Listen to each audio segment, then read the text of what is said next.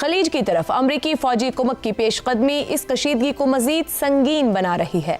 पहली फौजी तश्कील Tripoli amphibious ready group पर मुश्तमिल है, जो 13 मार्च को जापान के शहर ससेबो से रवाना हुआ। आबनाए मलाका अबूर करके 23 मार्च तक डियागो गार्सिया पहुंच चुका है और इम्कान है कि मार्च के आखिर या अप्रैल के आगाज तक सेंटकॉम के दायरा कार में दाखिल हो जाएगा। दूसरी तश्कील बॉक्सर एम्फीबियस रेडी ग्रुप है, जो 19 और 20 मार्च के दरमियान सैन डियागो से रवाना हुआ और करीबन 22,200 किलोमीटर का फासला तय करके अप्रैल के वस्त तक इस खित्ते में पहुंचेगा। तीसरी तश्कील 82वीं एयरबोर्न डिवीजन है, करीबन 2000 फौजियों पर मुश्तमिल है, जो फौरी रद्दअमल फोर्स के तौर पर तैनात किए जा रहे हैं। इस तमाम ही पेशरफ्त के नतीजे में अमेरिका ने खित्ते में मजमूई तौर पर करीबन 7000 इजाफी फौजी तैनात कर दिए हैं, जिनमें 4500 मरीन्स और सेलर्स शामिल हैं।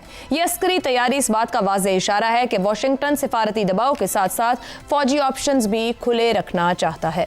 ऐसी सूरत हाल में जब ट्रंप की मुकर्रर करदा डेडलाइन 27 मार्च को ख़त्म होने जा रही है, अमेरिका के सामने चंद अहम ऑप्शंस रह जाते हैं।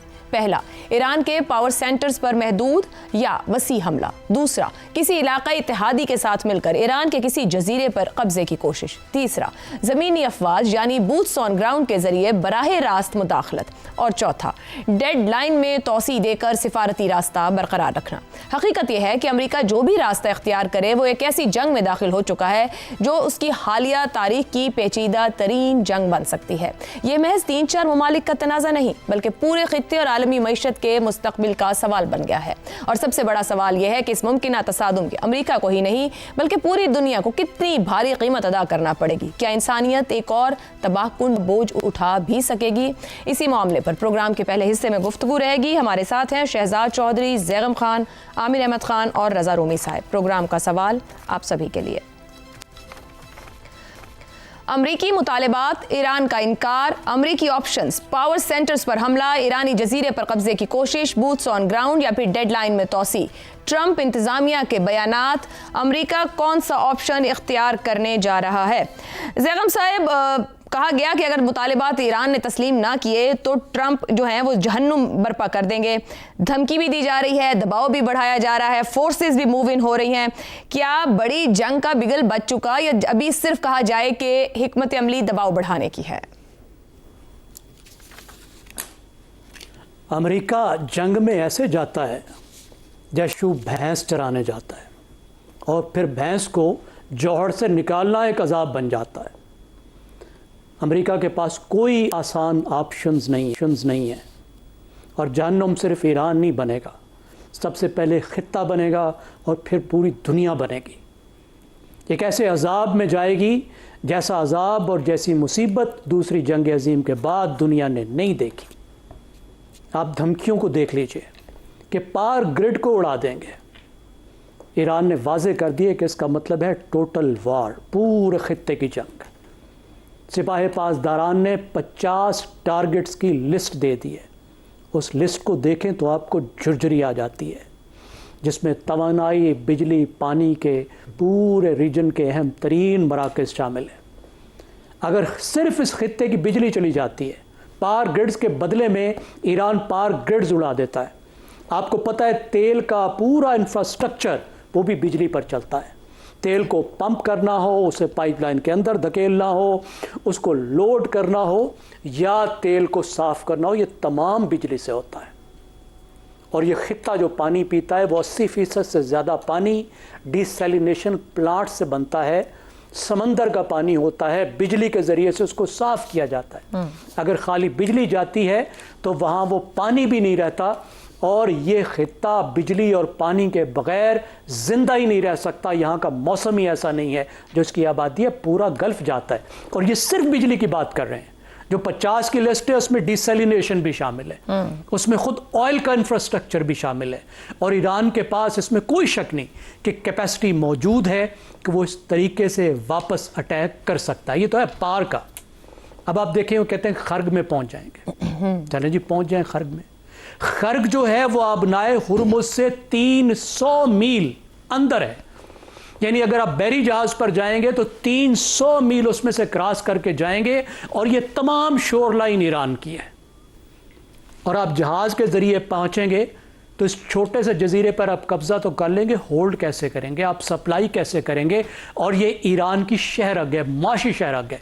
ईरान यहाँ से तेल बाहर बेचता है, आप उसकी माशी शहरग को पकड़ लेंगे तो फिर कोई शक रह जाएगा कि वो रीजन की जो ऑयल इंस्टॉलेशंस हैं, जो तेल है, उस पर हमला कर देगा।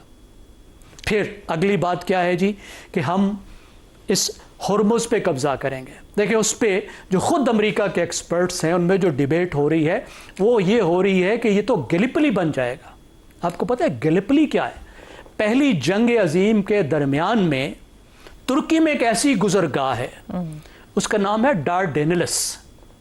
वहां पे चर्चिल साहब फौज लेकर पहुंचे थे और उनका ख्याल था इधर से गुजर कर हम इस्तांबुल तक जाएंगे और पूरे तुर्की को रगड़ के रख देंगे। और वहां पर अतातुर्क ने कुश्तों के पुश्ते लगा दिए थे। बदतरीन जिल्लत आमेज शिकस्त हुई थी चर्चिल साहब की, उनकी फौज को लाखों मारे गए थे और वापस भागना पड़ा था।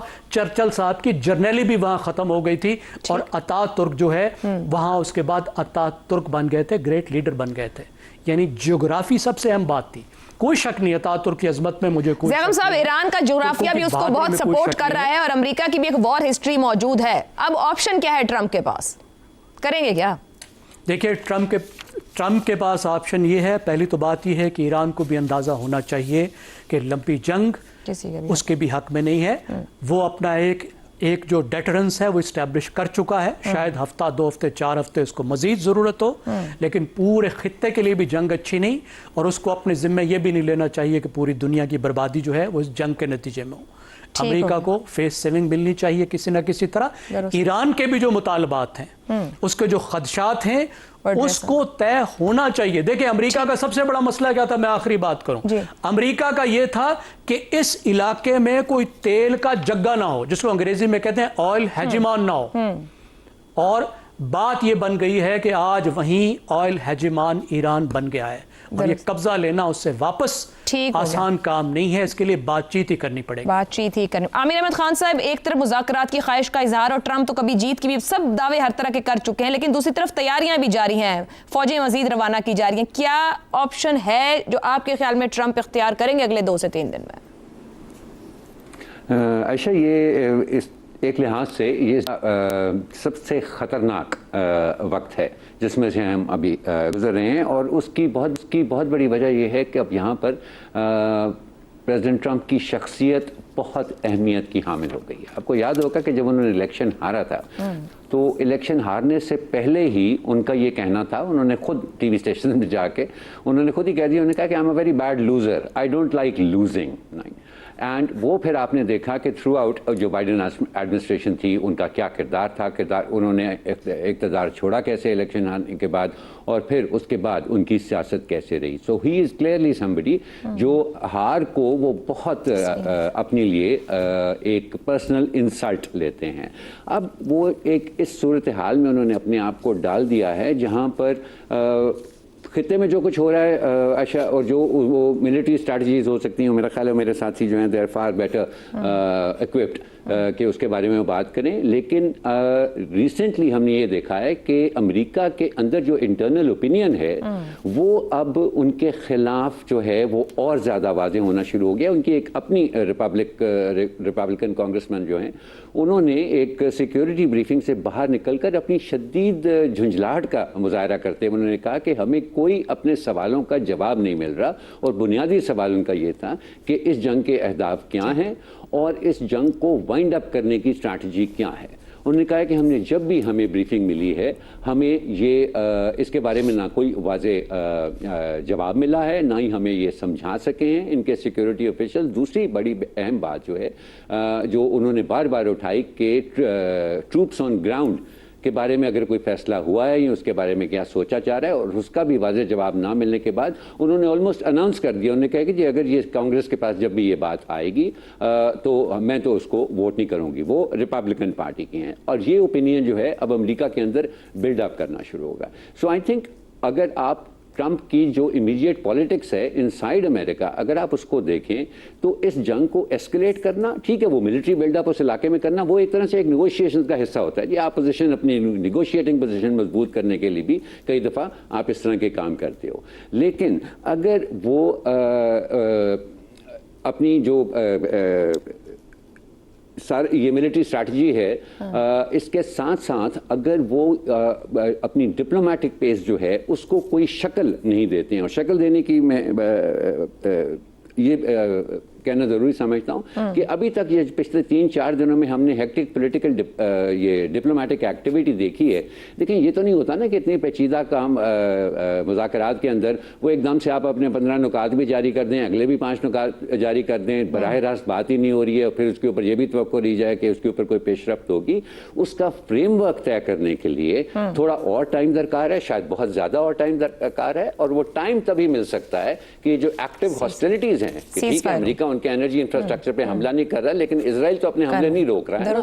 तो ये जो फ्रेमवर्क तय करने के लिए टाइम चाहिए है, अब मेरा ख्याल है वो भी, और ये सारे मुल्क, तुर्किया, इजिप्ट, पाकिस्तान जैसे मुल्क जो इसको सहूलतकारी जो कर रहे हैं इस प्रोसेस की, उनको भी अब इस चीज के ऊपर फोकस करने की जरूरत है कि वो फ्रेमवर्क तय करने के लिए जो टाइम चाहिए वो किसी तरह से हासिल कर लें। दुरुस्त हो गया। शहजाद चौधरी साहब, खलीज की तरफ बढ़ती जो अमेरिकी फौजी कुमक है, जिसमें बहरी बेड़े यहाँ आ रहे हैं, 7,000 इजाफी अमेरिकी फौजियों की तैनाती, और ये क्या ट्रंप या अमेरिका एक बड़े मिस एडवेंचर की तरफ बढ़ रहे हैं, या अमेरिकी बालादस्ती साबित करने की एक मौसर मनसूबाबंदी है? अब देखिए, जो मिस एडवेंचर था वो तो उसने कर लिया ना। एडवेंचर था या मिस एडवेंचर था, उसको तो हम अभी कहते हैं ना, एडवेंचर था या मिस एडवेंचर था।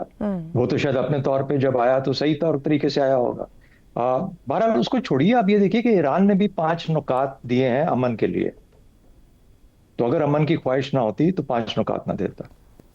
ऑफ रैंप उसको भी चाहिए, ऑफ रैंप अमेरिका को भी चाहिए, ऑफ रैंप दुनिया को भी चाहिए। इसलिए ये पहले एक्सट्रीमिस्ट जो होती हैं, मैक्सिमलिस्ट पोजिशंस हैं दोनों साइड्स पे। अगर ये अपने मामलात को आगे लेके चलना चाहते हैं अच्छी नीयत के साथ, और इसमें से निकलना चाहते हैं, तो फिर कोई ना कोई जरिया जरूर निकल आएगा। बहरहाल आगे चलते हैं।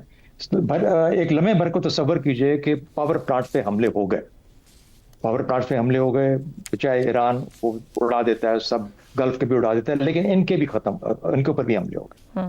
खर के ऊपर, जजीरे के ऊपर फौजें उतरी, और फौजों को बिल्कुल उनका कीमा बना दिया गया ईरान की तरफ से। लेकिन वो उतरे, और उसके बाद फिर वहां पे हमले भी हुए, और वो जो कुछ किया उन्होंने, बूट्स ऑन ग्राउंड भी हुए, और किसी ना किसी तरीके से कुछ उन्होंने कोशिश की कि हम यहाँ पे अपना तसल्लुत कहीं ना कहीं पे किसी एक छोटे से हिस्से पे, पेरीमीटर ऑफ सिक्योरिटी जिसे कहते हैं, शोर के ऊपर, ताकि उनके जो आइलैंड्स अगर लेते हैं तो उनको कोई एक हिफाजत का तरीका मिले, उनको भी उड़ा दिया गया। क्या अमेरिका रैप अप करके, पैकअप करके घर चला जाएगा? उसके बाद उसको कुछ ना कोई निशानी तो चाहिए ना, कि वो कहे कि हाँ मैं तो एक सुपर पावर, मुझ पे जोम है मेरा, मैं एक अपनी साख रखता हूं, मुझे तो दुनिया के अंदर अभी बड़े बड़े मुल्कों के साथ मुकाबला करना है, मुझे तो ताइवान के साथ अपनी अभी मसला हल करना है, तो मैं यहाँ से अपना बोरिया बिस्तर बंद करूं, क्योंकि ये 3 चीजें तो हुई नहीं। पावर प्लांट से भी ईरान नहीं माना, खर्ग से भी नहीं माना, और उसके बाद जो बाकी बूट्स ऑन ग्राउंड थे उससे भी नहीं माना, अब मैं चलता हूँ, घर चला जाता हूँ। तो फिर वो कैसा सुपर पावर हो गया भाई? किस तरह का सुपर पावर होगा? उसके पास क्या ऑप्शन है? उसके बाद सोचा है कभी किसी ने? वो ऑप्शन जो है, मुझे इसकी फिक्र नहीं है कि वो इसराइल को क्या होता है, और अमेरिका को क्या होता है, और ट्रंप को क्या होता है, और उसकी कैसी साख बनती है, और अमेरिका कायम रहता है कि नहीं रहता। पाकिस्तानियों को अपनी जो मईशत है वो उसको कायम रख सकती है कि नहीं रख सकती। मुझे तो आज अपनी फिक्र पड़ी हुई है। मुझे ईरान की भी फिक्र नहीं है, मुझे गल्फ की भी फिक्र नहीं है, मुझे अमेरिका और इसराइल की भी फिक्र, मुझे तो पाकिस्तान की फिक्र है। अगर मैं पाकिस्तान के नजरिए से देखता हूँ तो मुझे अमन चाहिए, मुझे अमन चाहिए। मैं जो कुछ हो सकता है उसके लिए करूंगा, क्योंकि उसके बाद और भी मसाइल है ना। अगर सऊदी अरब बीच में आ जाता है तो मुझे भी जाना पड़ता है, उसका क्या तरीका होगा? ये जंग आगे बढ़ती है, एस्केलेशन लेडर के ऊपर आगे जाती है, उसके असरात मुझ पे क्या पड़ेंगे? क्या मुझ पे मजबूर किया जाएगा कि तुम भी किसी तरीके से कुछ शामिल हो जाओ किसी शक्ल के अंदर, या हमें सहूलत दो, हमें रास्ते दो यहाँ से जाने के? तो मैं किस तरीके से, पाकिस्तान किस तरीके से अपने आप को उससे पाक रख सकता है? तो मैं जब सेलिब्रेट करूं ट्रंप की और अमेरिका की तबाही मिसाल के तौर पे, या इसराइल की तबाही, अल्लाह उसको तबाह करे, लेकिन कहने का मतलब है मेरा अपना घर तबाह हो रहा है। बर्फ गिरती है तो बेचारे मुसलमानों पर। 3 चीजें हैं, जब आपके अहदाफ क्लियर ना हो या हासिल ना हो, हासिल ना हो किसी जंग के अंदर, तो स्लिपरी स्लोप में चले जाते हैं आप। स्लिपरी स्लोप है जंग वैसे स्लिपरी स्लोप है। उसके बाद आ जाता है मिशन क्रीप। ये तो हासिल नहीं हुआ, चलो मैं ये करके देखता हूँ, ये करके देखता हूँ, वो मिशन क्रीप होता है। फिर एस्केलेशन डोमिनेंस, मैं तो अपना जोम रखता हूं, मैं तो इसको ऐसे नहीं छोड़ूंगा, मैं तो अब अगले मरहले पे ले जाऊंगा। एस्केलेशन लैडर के ऊपर आप चढ़ते रहते हैं और तबाही का पेशखैमा बनते रहते हैं। अब ईरानी भी मुसलमान हैं और ईरानी अवाम भी है। देखिए उनकी जो उनकी लीडरशिप है वो तो बिल्कुल ठीक है, वो तो लड़ रही है। उसने तो कह दिया कि हम बिल्कुल बात नहीं करेंगे, हम ये नहीं करेंगे। मर बेचारे आम आदमी रहे हैं वहां पे, मुश्किलात उनके लिए पड़ रही हैं। अच्छा, हुर्मुज का खुलना मुझे नहीं पता है ट्रंप चाहता भी है कि नहीं चाहता। हो सकता है वो चाहिए ना कि हुर्मुज को खोलना चाहिए, क्योंकि तेल बंद है, उसको अपना तेल और अपनी गैस बेचने में आसानी हो रही है। तो इसलिए जंग को जाहिरी जो असरात हैं या जाहिरी जो अहदाफ हैं उससे हटके थोड़ा सा एक दो पीछे भी देखना चाहिए और ये देख लेना चाहिए कि यार ये तो मुझे तो अलबत्ता फिक्र पाकिस्तान की और पाकिस्तानियों की है और मुझे ये अपने मुल्क के लिए बेहतरी चाहिए। तो मेरा ख्याल है कि अगर उसको देखा जाए तो उम्मीद ये रखनी चाहिए कि अल्लाह करे कि जो थोड़ा बहुत अमल शुरू हुआ है इसी के अंदर ही कोई वसत आ जाए, कोई गहराई आ जाए और पाकिस्तान और पाकिस्तानियों के हक में ये बेहतर। रज़ा रूमी साहब, अमरीकी मुतालबात पर ईरान ने दो टोक इनकार किया है। क्या सिफारती नाकामी बड़े तूफान की आमद का इंदिया है या डेडलाइन 27 मार्च को खत्म होने पर ट्रंप मजीद तौसी पर जाएंगे और इसी तरह की भड़के रखेंगे? देखिए, मेरे ख्याल से तो अब ये जो अव्वलीन तरजीह है इस वक्त डोनाल्ड ट्रंप की, वो ये है कि किसी तरह से डिप्लोमेटिक सोल्यूशन जो है वो कोई अग्रीमेंट निकल आए, क्योंकि उसके बगैर जो है अमेरिका के अंदर जिस कदर इस जंग के खिलाफ और अमेरिका की इंटरवेंशन के खिलाफ एक राय आमा बन चुकी है, वो ज़्यादा देर संभाली नहीं जाएगी इस मौजूदा इंतज़ामिया से। और अगर ये जंग आगे फैलती है, जैसे कि मैं पहले भी अर्ज कर चुका हूँ कई बार, तो फिर इसके जो माशी मुस्बरात हैं वो दुनिया को तो बिल्कुल अपनी लपेट में ले रहे हैं, पाकिस्तान को भी, गल्फ की रियासतों को भी, मगर खुद अमेरिका के को भी इसका बहुत बड़ी कीमत अदा करनी पड़ेगी, बल्कि अमेरिकी अवाम को वो करनी पड़ेगी।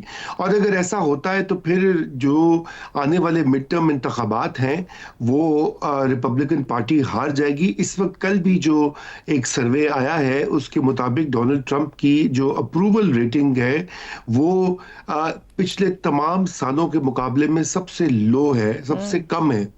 तो इसलिए एक ये प्रेशर बहुत ज़्यादा बना हुआ है और यही वजह है कि गालिबन वो ये चाह रहे हैं कि कोई ना कोई समझौता हो जाए। लेकिन ईरान के लिए समझौता ज़रूरी नहीं है, क्योंकि ईरान इस वक्त जो है उसके पास बहुत सारे कार्ड्स ऐसे हैं जो कि उसका पलड़ा भारी किए हुए हैं। मसलन आपने हुर्मुज़ के ऊपर जो कंट्रोल है वो भी इस वक्त ईरान के ही हाथ में है। और फिर उसके अलावा जैसे अभी कहा गया कि वो तेल की जो फरामी है और खुद अमेरिका ने पाबंदियां उठा ली हुई हैं और रोजाना ईरान जो है वो तेल भी बेच रहा है, हालांकि उसके साथ एक जंग भी की जा रही है। तो इस तरह से ईरान की जो हिकमत अमली रही है इस पूरे कॉन्फ्लिक्ट में, उसने ईरान का पलड़ा भारी कर दिया हुआ है। अब ये कहना कबल इस वक्त है कि क्या ईरान जो है वो अमेरिका को शिकस्त दे देगा, ऐसी बात नहीं होती, क्योंकि अभी तो ये जंग का एक पहला या दूसरा फेज है। लेकिन अगर इस वक्त जो खदशा ये जाहिर किया जा रहा है कि अगर ये तीसरे फेज में जाती है एस्केलेशन के, जिसमें कि किसी जजीरे को पे कब्जा करना या बूट्स ऑन ग्राउंड भेजना, या जो आपने 4 ऑप्शंस अपने इब्तदाई में कहे, अगर ऐसा होता है तो फिर अमेरिका बुरी तरह से इस एस्केलेशन ट्रैप में फंस जाएगा। और अगर वो फंसेगा तो यकीनन उसका नुकसान ही होगा, फायदा नहीं होगा, क्योंकि फिर उसके बाद एक के बाद दूसरे के बाद तीसरा स्टेप जो है वो आ जाएगा। तो इस उम्मीद के साथ रज़ा रूमी साहब, आपने जो बात की ना, दाखिली दबाव बढ़ रहा है, इस उम्मीद के साथ कि अगले पीर तक जब तक ये शो आएगा किसी न किसी तौर पर मुज़ाकरात का आगाज हो जाए और दोनों एक एक कदम पीछे हटकर देखें कि दुनिया किस नुकसान से गुजरने को है।